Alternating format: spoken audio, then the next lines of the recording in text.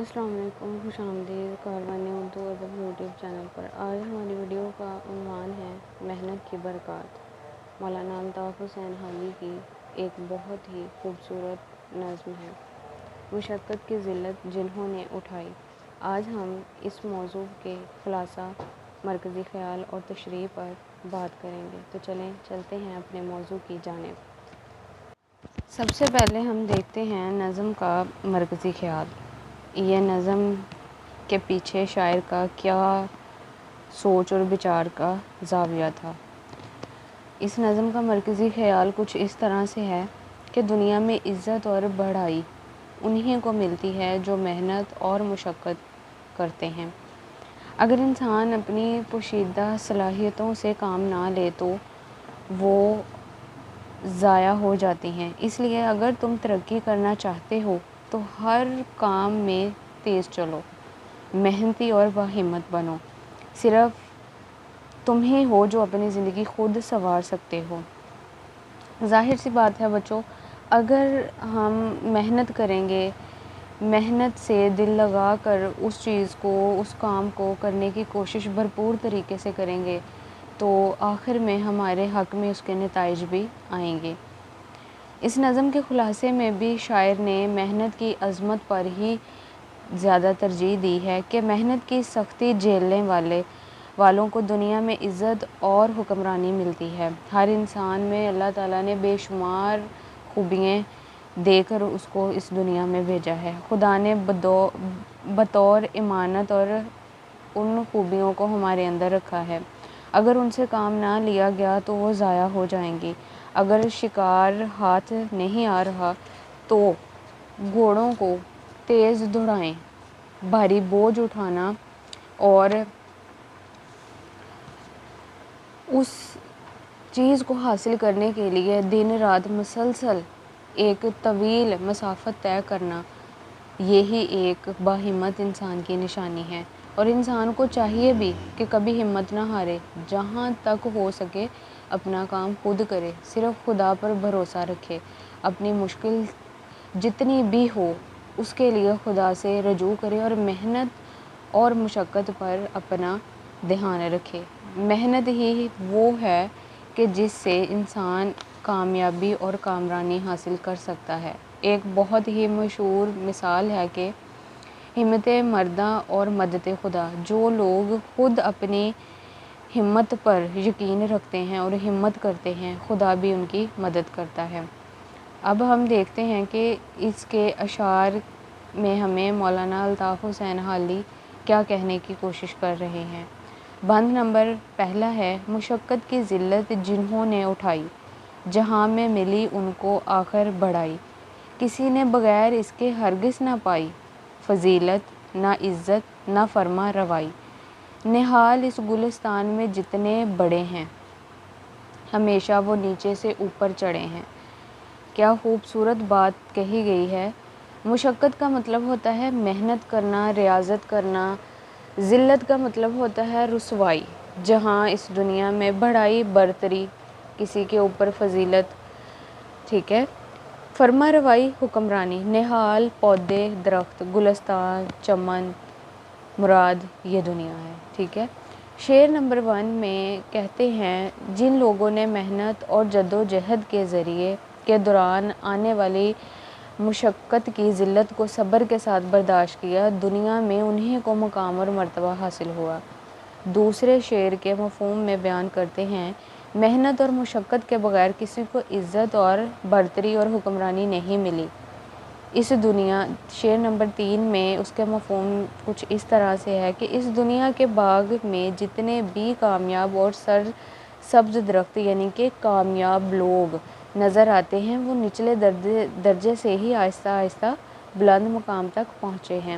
اب تشریح طلب شعر میں شاعر مولانا الطاف حسین حالی چونکہ تحریک سے وابستہ اور قوم کے بہت بڑے رہنما ہیں، وہ اردو کے پہلے نقاد اور پہلے سوانح نگار تصور ہوتے ہیں۔ سوانح نگار ہوتی ہے آپ بیتی لکھنا، اپنے بارے میں اپنے حالات اور واقعات کو بیان کرنا۔ اب اس تشریح طلب بند کے پہلے شعر میں شاعر کہتے ہیں کہ جن لوگوں نے اپنی زندگی میں محنت اور مشقت کے دوران میں پیش آنے والی تمام ذلت، مشکلات، محرومیاں اور سختیوں کو خندہ پیشانی سے برداشت کیا، انہوں آخرکار دنیا میں انہیں عزت، مقام اور بلندی نصیب ہوئی۔ یہاں تک کہ محنت کی ذلت سے مراد وہ تکلیفیں، محرومیاں اور آزمائشیں ہیں جو انسان کو محنت کے راستے میں سہنی پڑتی ہیں، جبکہ آخر بڑھائی ملنا شروع ہوتی ہے۔ کامیابی اور عزت اچانک نہیں بچوں ملتی۔ ہمیشہ یہ بات ذہن میں رکھیں کہ مسلسل محنت، کوشش اور ثابت قدمی کے بعد ہی انسان کو وہ مقام اور مرتبہ حاصل ہوتا ہے۔ زندگی انسان کو کبھی بھی، ہمیشہ اس بات کو اپنے ذہن نشین رکھیں، زندگی انسان کو کبھی بھی کچھ بھی آسانی سے نہیں دیتی۔ اس کے لیے ایک قدرتی فینومینا ہے کہ ہمیں کچھ دینا پڑتا ہے، کچھ کھونا پڑتا ہے اور پھر پانا پڑتا ہے۔ سکون کھونا، آرام کرنا، اپنا آرام کو کھونا، ایک کمفرٹ زون سے باہر جا کے چیزیں ہمیں جو ہے وہ ملتی ہیں۔ اور ہمیشہ جو لوگ اس کمفرٹ زون سے باہر نکلتے ہیں، جو اپنے اوپر ان مصائب اور پریشانیوں کو لازم کر کے ان کا مقابلہ کر کے کامیاب ہوتے ہیں، وہی انسان ہیں جو حقیقی طور پر کامیاب ہیں۔ زندگی میں اکثر ایسا ہوتا ہے کہ جو شخص ابتدا میں آرام اور آسائش کو ترک کر کے محنت کا راستہ اختیار کرتا ہے، اسے ابتدا میں لوگوں کی باتیں سننی پڑتی ہیں، مشکلات اٹھانی پڑتی ہیں اور بعض اوقات حقیر بھی لوگ سمجھتے ہیں اس انسان کو، مگر یہی آزمائشیں اس کے کردار کی مضبوطی بنتی ہیں۔ ارشاد باری تعالیٰ ہے سورہ نجم آیت نمبر 39 میں اللہ تعالیٰ فرماتے ہیں، انسان کے لیے وہی کچھ ہے جس کی وہ کوشش کرتا ہے۔ اس سے کیا ثابت ہوتا ہے کہ محنت کی عظمت ہمیں قرآن میں بھی ملتی ہے۔ کچھ بھی بغیر محنت کے انسان کو نہیں ملتا۔ ایک اور مقام پر سورہ بقرہ میں ارشاد باری تعالیٰ ہے، بے شک اللہ تعالیٰ صبر کرنے والوں کے ساتھ ہے۔ تشریح طلب شعر کے دوسرے بند میں شاعر انسانی زندگی کے ایک اٹل اصول کو بیان کرتے ہیں کہ فضیلت، عزت اور فرما برداری، فرما روائی محض تمناؤں، دعووں یا حسب و نسب کی بنیاد پر نہیں ملتی، بلکہ اس کے پس منظر میں محنت، صبر اور مسلسل جدوجہد ہوتی ہے۔ تاریخ انسانی میں کوئی مثال بھی ایسی نہیں ملتی کہ جس کسی نے بغیر محنت اور مشقت کے بلند مقام پایا ہو۔ جو لوگ دنیا میں عزت اور وقار کے حامل بنے، انہوں نے بھی اپنے اقتدار، رہنما نصیب ہوئے، ان کو بھی لوگوں کی کرنی نصیب ہوئی، انہوں نے بھی اپنی خواہشات کو قربان کیا، سخت حالات کا سامنا کیا اور مشکلات کو ثابت قدمی کے ساتھ برداشت کیا۔ اسی سلسلے میں مولانا الطاف حسین علی بڑے خوبصورت انداز میں بیان کرتے ہیں، وہی لوگ پاتے ہیں عزت زیادہ، وہی لوگ پاتے ہیں عزت زیادہ جو کرتے ہیں دنیا میں محنت زیادہ۔ اب اس بند کے تشریح طلب تیسرے شعر میں شاعر دنیا کے باغ کی مثال پیش کرتے ہوئے کہتے ہیں کہ گلستان میں جو بڑے بڑے پودے اور درخت نظر آتے ہیں، وہ ایک دم تناور درخت نہیں بن گئے، بلکہ وہ پہلے چھوٹے چھوٹے پیڑ اور پودے تھے، پھر وہ آہستہ آہستہ بڑے ہوتے گئے اور ایک دن تناور درخت بن گئے۔ یہاں پہ جو مثال دی گئی ہے وہ انسان کی کوشش کی ہے، انسان کی بنیاد کی ہے کہ جب ایک بچہ ایک قدم دنیا میں چلنے کے لیے رکھتا ہے تو وہ اس کے قدم جو ہے وہ لڑکھڑاتے ہیں، کبھی وہ اپنے والدین کا سہارا لیتا ہے، کبھی کسی دیگر رشتے کا، دیگر بزرگ کا، کسی بھی رشتے کا سہارا لیتا ہے، پھر وہ آہستہ آہستہ اپنے قدم کو بڑھاتا ہے اور وہ لڑکھڑاتا، گرتا، سنبھلتا، اسی طرح وہ پھر اپنے پاؤں پہ مکمل کھڑا ہو جاتا ہے اور وہ پھر چلنا شروع کر دیتا ہے۔ تو وہ بھی ایک دن کا پروسیس نہیں ہوتا کہ آج بچے نے پہلا قدم رکھا اور اس نے چلنا سیکھا اور وہ اگلے دن ہی بالکل ایک تیز رفتار کے ساتھ بھاگنا شروع ہو گیا، دوڑنا شروع ہو گیا، نہیں، اس کے پیچھے بھی اس کی مہینوں کی، ہفتوں کی محنت ہوتی ہے۔ اور اسی طرح جتنے بھی اس دنیا میں کامیاب لوگ ہیں، انہوں نے بھی شب و روز اپنی مسلسل محنت کے بعد اس مقام کو پہنچے ہیں۔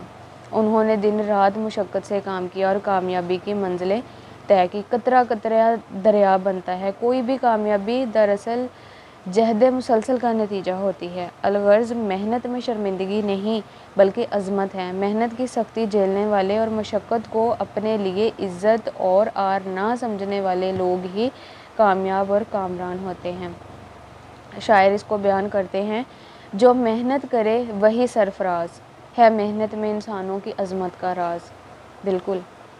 शेर नंबर 2 है, बंद नंबर 2 है, बहुत हम में और तुम में जौहर है मुख्फी, खबर कुछ ना हमको ना तुमको है जिनकी। अगर जीते जी कुछ दिन इनकी खबर ली तो हो जाएंगे मिल के मट्टी में मट्टी। ये जौहर हैं हम में इमानत खुदा की, मुबादा तलफ हो वदीयत खुदा की। ठीक है, इसमें क्या है, तलफ यानी कि ज़ाया कर देना, वदीयत अता इमानत। ठीक है, अल्लाह ताला की ये खुदा दाद दी हुई सलाहियतें हमारे पास इमानत है, अल्लाह ने इनसे हमें काम लेने के लिए हमें नवाजा है। मफ़हूम है पहले शेर का, हमारे अंदर बहुत सी पोशीदा सलाहियतें मौजूद हैं, लेकिन अक्सर ना हमें ख़ुद इनका इल्म होता है और ना ही दूसरों को इनकी ख़बर होती है। फिर शेर नंबर 2 का मफ़हूम है, अगर इंसान ज़िंदगी में अपनी सलाहियतों को ना पहचाने तो वो ज़ाया हो जाती हैं और वो इंसान मट्टी में मिलकर बेनिशान हो जाता है। मरने के बाद सब कुछ मट्टी है। तो ये हमारे नेक अमाल किए हुए, हमारी सलाहियतों के जौहर जो है वो ज़िंदा रहते हैं, वो हमारे लिए एक सदका जारिया की सूरत में ज़िंदा रहते हैं।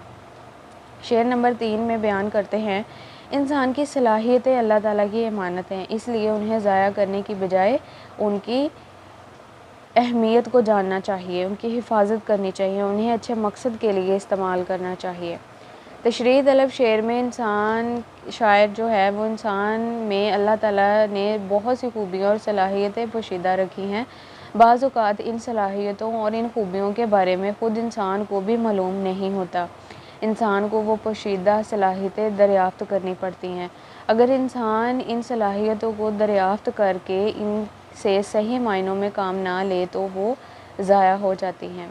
इंसान की ज़िंदगी कितनी है, अभी है, अगले पल नहीं है, हमें कोई इस बात की गारंटी नहीं है। तो खुदा का शुक्र अदा करना चाहिए अगर आपके अंदर अल्लाह ताला की ज़ात ने कोई ऐसी खुफिया सलाहियत रखी है तो उसको निखारें, उस पे यकीन करें, खुदा पे यकीन करें और खुदा पे यकीन करने के बाद ख़ुद पर यकीन करें। दुनिया में कामयाबी का एक असूल ये भी है कि जब तक आप खुद पर यकीन नहीं करेंगे आप पर कोई दूसरा यकीन नहीं करेगा। इसलिए कोई यकीन करे ना करे, अपना खुदा की ज़ात पर पूरा यकीन रखें, भरपूर यकीन रखें और अंधा यकीन रखें। उसके बाद अपने आप पर खुद यकीन रखें और एक दिन दुनिया आपको जानेगी, आपको मानेगी। तो बेटा इस बात पर हमेशा कारबंद रहना चाहिए। हम थोड़ी सी मुश्किल आ जाती है, अक्सर बच्चे ऐसे ही करते हैं, थोड़ी सी मुश्किल आ जाती है तो अपना रास्ता बदल लेते हैं, पढ़ना छोड़ देते हैं। नहीं, ऐसा नहीं करना। अगर आप लोग स्कूल में हो और इस मकाम तक पहुँचे हो तो समझ जाएं इसके पीछे अल्लाह ताला का कोई मकसद है जो अल्लाह ताला ने आपसे लेना है, उस चीज़ को समझें। जो लोग खुद की खबर नहीं रखते वो ज़ाया हो जाते हैं। हमें चाहिए कि हम अपनी सलाहियतों और काबिलियतों को दरियाफ़्त करें, उनसे भरपूर काम लें। अगर हमने ऐसा ना किया तो ये सलाहियतें ज़ाया हो जाएंगी। मुज़फ़्फ़र वारसी कुछ यूँ बयान करते हैं, कुछ ना कुछ से भी चमन जाता है एजाज़े सुखन। जब हम कुछ नहीं ना करते तब भी हमारा ही चमन उजड़ता है, इसलिए अपनी क्वालिटी ऐड करनी चाहिए।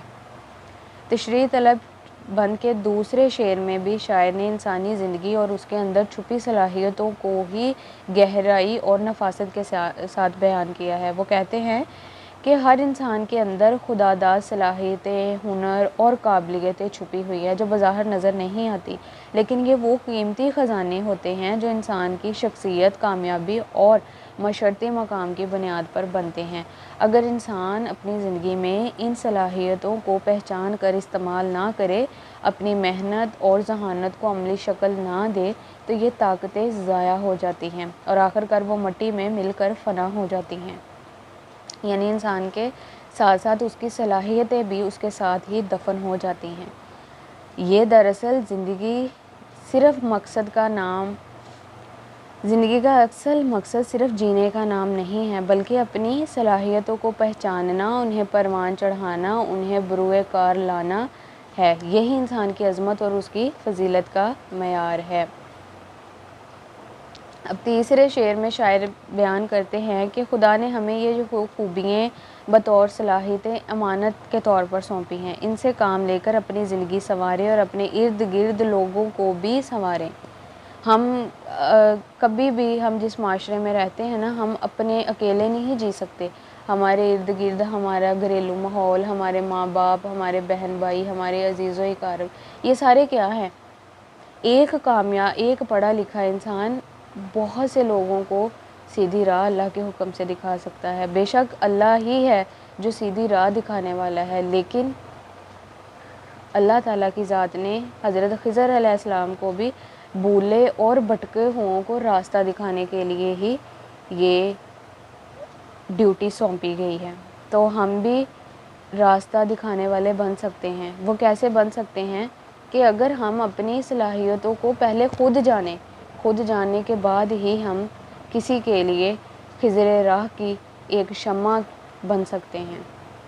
تو بیٹے اپنے آپ میں اتنا سیلف کانفیڈنس پیدا کریں تاکہ آپ اپنے اندر کی خوبیوں کو پہچانیں اور اپنے ساتھ والے دوستوں کو، اپنے فیملی ممبرز کو جو اپنی صلاحیتوں کو نہیں پہچانتے اور وہ سمجھتے کہ ہم زندگی میں کچھ نہیں کر سکتے، آپ کو پتہ ہے کہ نہ صرف ہمارے اندر ہمارا ایک ذہنی کہہ لے کہ خوف ہوتا ہے انا کا، ہماری زندگی میں نہ کہیں بھی نہیں ہے۔ یہ ہمارے اندر کا ایک ہے کہ جب ہم اس کو نہ کہنا سکھا دیتے ہیں تو تب نہ ہوتی ہے، نہ نہیں ہوتی اور نہ ہوتی بھی ہے۔ جب آپ کسی کو اپنی زندگی میں نہ کدھر کہنا ہے اور کدھر نہیں کہنا، اس چیز کو سیکھیں، اس چیز کو ایک توازن کے ساتھ دیکھیں۔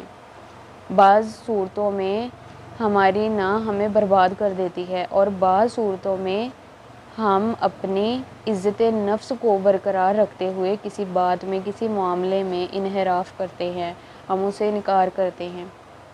تو محنت میں کوئی نہ نہیں ہوتی کہ میں یہ کر ہی نہیں سکتا، نہیں، مسلسل مستقل مزاجی سے کرنی چاہیے اور ایک دن آپ اس گول کو، اپنے اس ہدف کو پا لیتے ہیں۔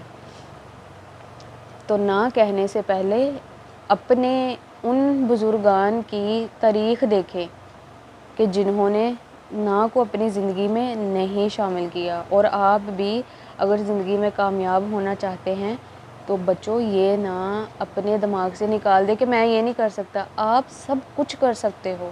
آپ کے اندر اللہ تعالیٰ کی ذات نے اتنی ہمت، اتنی پاور، اتنی ایبیلٹی رکھی ہوئی ہے کہ آپ سب کچھ کر سکتے ہو۔ صرف خود کو پہچاننے کی، خود کو ایکسپلور کرنے کی ضرورت ہے آپ لوگوں کو۔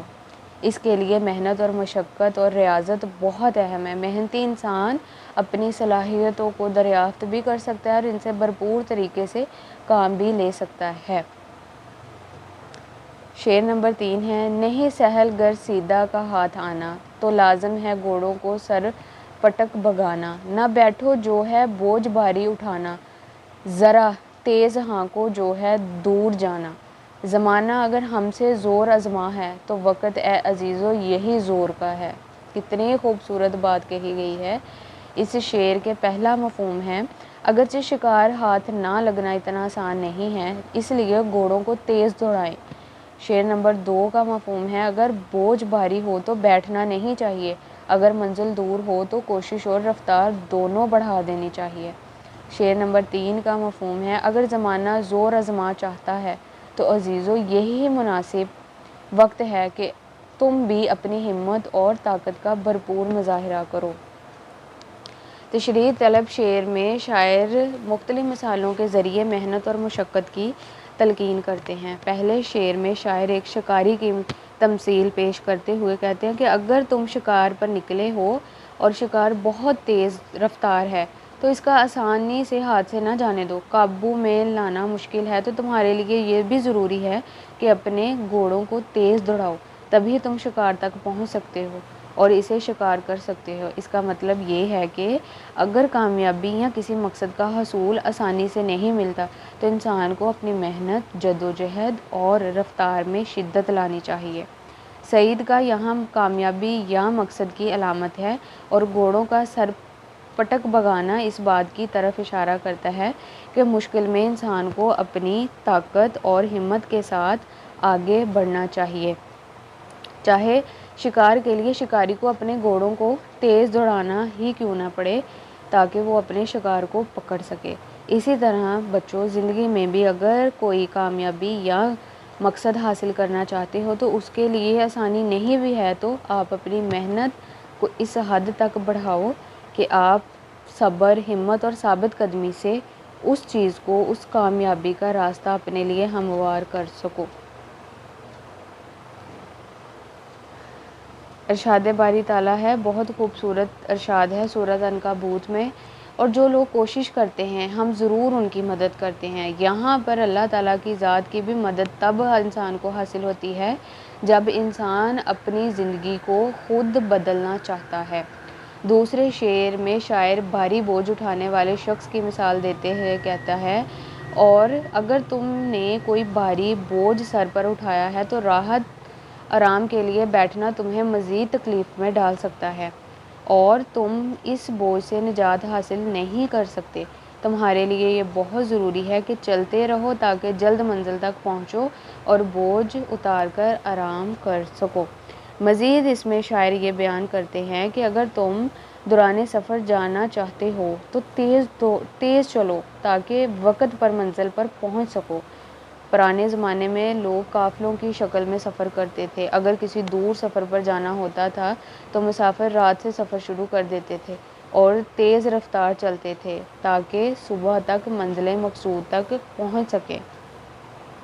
شاعر اس کو یوں بیان کرتے ہیں، جوانی میں عدم کے واسطے سمان کر غافل، مسافر شب کو اٹھتے ہی جو جانا دور ہوتا ہے۔ اس تشریح طلب شعر کے تیسرے شعر میں شاعر نوجوانوں سے مخاطب ہو کر کہتے ہیں، میرے عزیزو، اگر تمہیں یہ لگتا ہے کہ تمہیں آزما رہا ہے، زمانہ تمہیں آزما رہا ہے تو تمہیں اپنی طاقت دکھا رہا ہے، تو تمہارے لیے بھی اپنی طاقت دکھانے کا بہترین وقت یہی ہے۔ ہمت ہار کے بیٹھنے کا نام کامیابی نہیں ہے، بلکہ ہمت کر کے، حالات کا مقابلہ کر کے، ناکامیوں کا منہ توڑ کر کامیابی حاصل کرنا ہی اصل کامیابی ہے۔ اور اگر وقت آپ کے فیور میں، حق میں نہیں ہے تو وقت کو محنت کر کے اپنے حق میں لے کے آؤ اور خدا بھی ان کا ساتھ دیتا ہے۔ حیات جہد مسلسل کا نام ہے یارو، نصیب خود نہیں بنتا بنایا جاتا ہے۔ نہار رضوی لکھنوی نے کتنا خوبصورت بیان کیا ہے۔ بند نمبر 4 ہے، بشر کو ہے لازم کہ ہمت نہ ہارے، جہاں تک ہو کام اپنے سنوارے، خدا کے سوا چھوڑ دے سب سہارے، کہ ہے یہ عارضی زور کمزور سہارے۔ اڑتے وقت تم دائیں بائیں نہ جھانکو، سدا اپنی گاڑی کو تم آپ ہانکو۔ کتنا خوبصورت بیان کیا ہے۔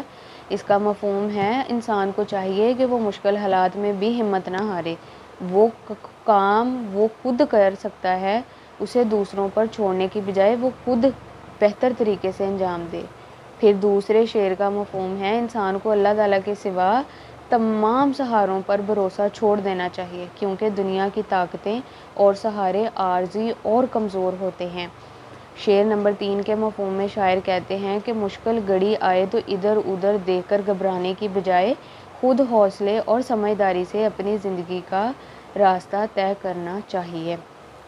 اب اس شعر طلب شعر کی تشریح میں شاعر کہتے ہیں، انسان کے لیے لازم ہے کہ وہ کبھی مایوس نہ ہو، ہمیشہ محنت سے کام کرے، ادھر ادھر دیکھنے کی بجائے اپنی محنت سے کام کرے، خود اپنے حالات کو درست کرنے کی کوشش کرے۔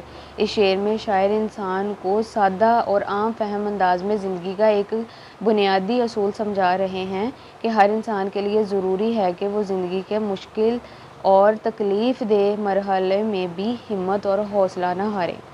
زندگی میں ہر شخص کو دکھ، پریشانی اور ناکامی کا سامنا ہوتا ہے، لیکن اس کو خندہ پیشانی سے، اپنی عقل سے، اپنی سوچ سے، اپنی فہم سے، محنت اور مشقت سے اس کو ان ناکامیوں کو کامیابیوں میں تبدیل کرنا ہی زندگی کا اصل نام ہے۔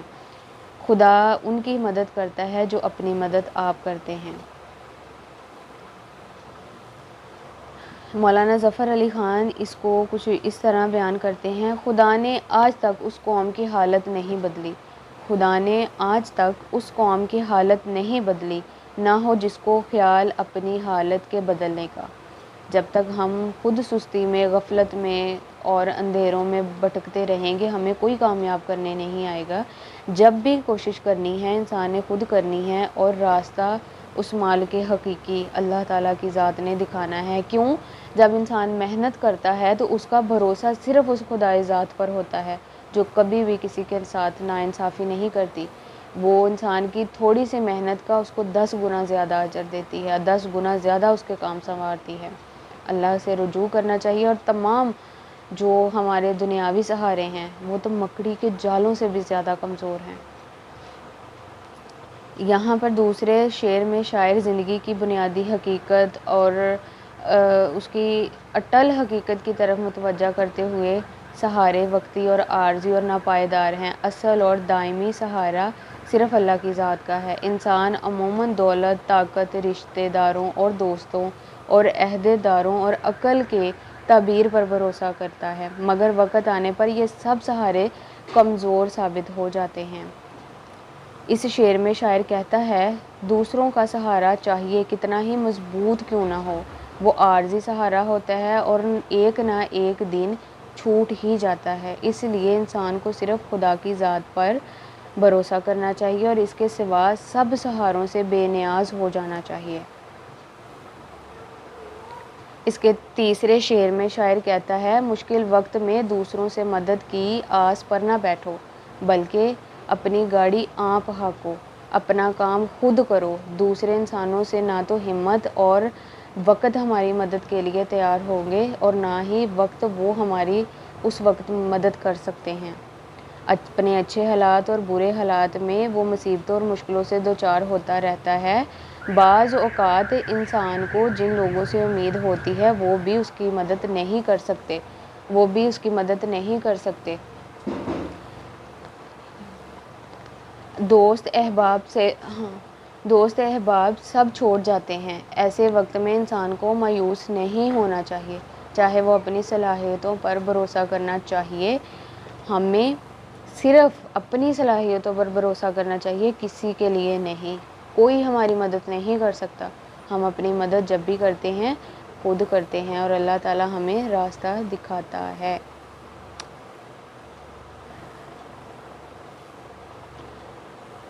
علامہ اقبال اس کو یوں بیان کرتے ہیں: تنے بے روح سے بے راز ہے حق، خدا زندہ زندوں کا خدا ہے۔ جو خود زندہ رہ کے محنت کرتے ہیں، خدا بھی انہی کی مدد کرتا ہے۔ اس نظم کے آخری 5ویں بند میں شاعر بیان کرتے ہیں: تمہیں اپنی مشکل کو آسان کرو گے، تم ہی اپنی مشکل کو آسان کرو گے، تم ہی درد کا اپنا درمان کرو گے، تم ہی اپنی منزل کا سامان کرو گے تم ہی کچھ اگر یا کرو گے۔ چھپا دستے ہمت میں زور قضا ہے، چھپا دستے ہمت میں زور قضا ہے، مثل یہ ہے کہ ہمت کا حامی خدا ہے۔ بالکل۔ اس شعر میں شاعر بیان کرتے ہیں: صرف تم ہی اپنی مشکلات آسان کر سکتے ہو اور اپنی تکلیف کو تم خود ہی دور کر سکتے ہو۔ پھر دوسرے شعر کا مفہوم ہے: تم خود ہی اپنی منزل پر پہنچنے کا سامان کر سکتے ہو، تمہارے علاوہ اور کوئی نہیں کر سکتا۔ شعر نمبر 3 کا مفہوم ہے: تمہاری ہمت کے پیچھے خدا کی طاقت موجود ہے، جو ہمت کرتا ہے خدا ہمیشہ ان کی مدد کرتا ہے۔ اس میں نوجوانوں سے مخاطب ہو کر کہتے ہیں کہ اگر تم کہو نا کہ تمہاری مدد کرنے کے لیے کوئی آئے گا تو کوئی نہیں آئے گا. تمہارے دستے بازو میں خود اللہ تعالیٰ کی ذات نے یہ چیز رکھی ہے کہ تم خود مشکلات کو آسان کر سکتے ہو, ان سے نکل سکتے ہو. تمہاری مشکل حل کرنے کے لیے کوئی اور نہیں آئے گا. تمہیں اپنی مشکلات کا خود سامنا کرنا ہے. لہٰذا جب تم اپنی مدد آپ کے تحت اپنی مشکلات کا حل تلاش کرو گے تو آخر کار ان پر قابو پا لوگے اور وہ مشکلیں آسان ہو جائیں گی. جگر مراد آبادی اس کو یوں بیان کرتے ہیں, اپنا زمانہ آپ بناتے ہیں اہل دل, اپنا زمانہ آپ بناتے ہیں اہل دل. ہم وہ نہیں کہ جن کو زمانہ بنا گیا, ہم وہ نہیں کہ جن کو زمانہ بنا گیا. شاعر نوجوانوں کو یہ پیغام دے رہے ہیں کہ زندگی کی مشکلات اور دکھوں کا حل تمہارے ہاتھوں میں خود ہے. اگر آج تم اپنے درد کا علاج کر لو تو تمہارے تمام درد جو ہیں وہ جھٹ جائیں گے, تمام درد ختم ہو جائیں گے. خود پر بھروسہ رکھو, نہ کہ حالات پر الزام دو.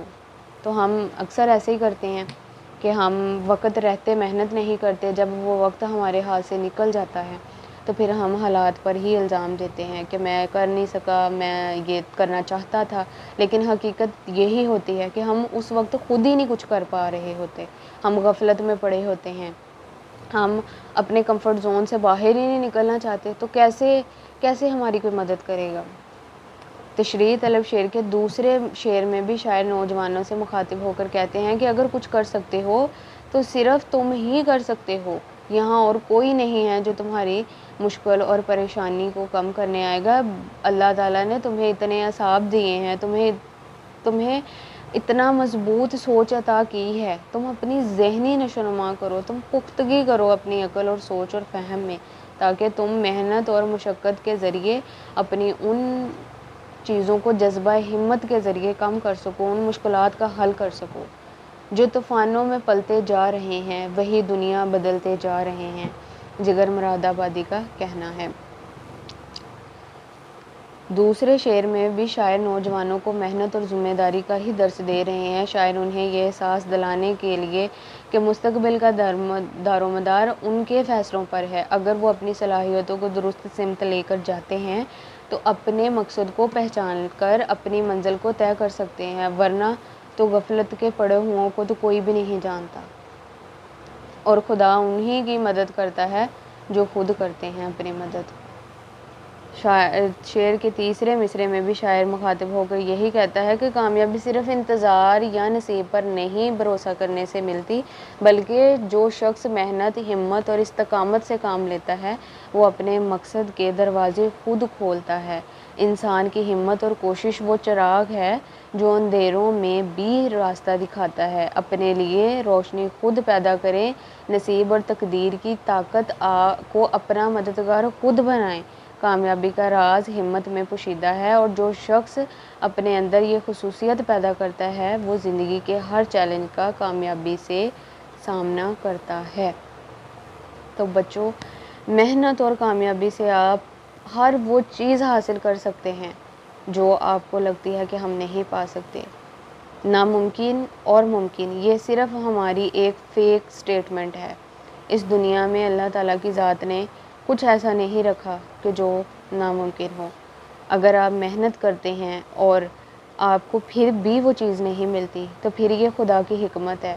خدا نے آپ کے لیے وہ اجر کسی دوسرے طریقے میں رکھا ہوا ہے, اور وہ ذات بابرکت ضرور وہ اجر انسان کو عطا کرتی ہے. اگر انسان یہ سمجھے کہ محنت کے بغیر میں کسی فیکٹری, کسی فارم کا مالک بن جاؤں, یا میں سیاستدان بن جاؤں, یا میں کچھ بھی بن جاؤں, تو ایسا ممکن نہیں ہے. اپنے ذہن کی ذہن سازی کریں اور اس کو یہ میں نہیں کر سکتا اس جملے سے ہٹا کر اس جملے پر ایگری کریں اس کو کہ میں یہ سب کچھ کر سکتا ہوں. ہاں مجھے محنت کرنی پڑے گی, ہاں مجھے اپنا آرام کھونا پڑے گا, ہاں مجھے اپنی نیندیں حرام کرنی پڑے گی, لیکن مجھے اللہ نے یہ ہمت عطا کی ہے.